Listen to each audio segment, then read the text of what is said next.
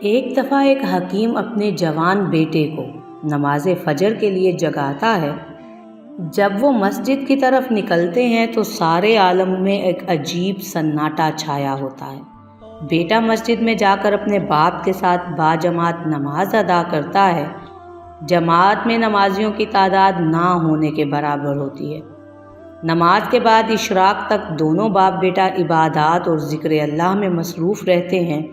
جب اشراق کی نماز پڑھ کر باپ اور بیٹا مسجد سے باہر نکلتے ہیں تو ساری دنیا جاگ رہی ہوتی ہے اور ہر شخص اپنے کام میں مصروف نظر آتا ہے۔ یہ منظر دیکھ کر جوان شخص کو بہت دکھ ہوتا ہے۔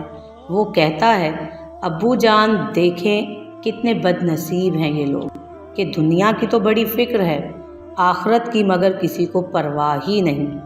نماز کے وقت نیند نہیں چھوڑ سکتے مگر 1 گھنٹے کے بعد دنیا کمانے کیسے گھروں سے نکل آئے ہیں۔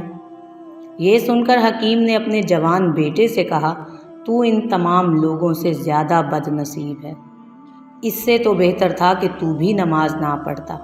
تو نے نماز پڑھ کر اللہ کی مخلوق کی غیبت کی اور اس کی مخلوق پر مغرور ہوا۔ ان سب کو تم نے خود سے کمتر سمجھا۔ تیرا کیا خیال ہے؟ کیا اللہ ایسی عبادت قبول کرے گا جس کو کر کے تو اس کی مخلوق پر مغرور بنے اور ان کو اپنے آپ سے کمتر سمجھے؟ پھر اس نے یہ آیت مبارکہ پڑھی، اللہ جس کو چاہے جنت میں داخل کر دے، اس کی ایک معمولی نیکی ہی کیوں نہ ہو، اور اللہ چاہے تو اس سے بھی جنت کے دخول کا سبب بنا دے، اور چاہے تو عمر بھر کی کمائی ہی کیوں نہ ہو، اگر دل میں خوش پسندی اور دوسروں پر نفس کی برتری ہے تو وہ انسان کو وہاں پہنچا سکتی ہے جس کی کوئی توقع ہی نہیں کر سکتا۔ ہم کسی کو بد نصیب یا بدبخت کیسے سمجھ سکتے ہیں؟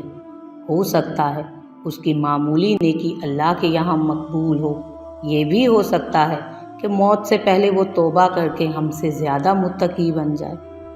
ہر برے ظن اور غلط الفاظ، ان سے پرہیز کیجیے جو شاید ہمارے نزدیک تو بہت معمولی ہوں مگر اللہ کے سامنے وہ عند اللہ عظیم شمار میں آئے۔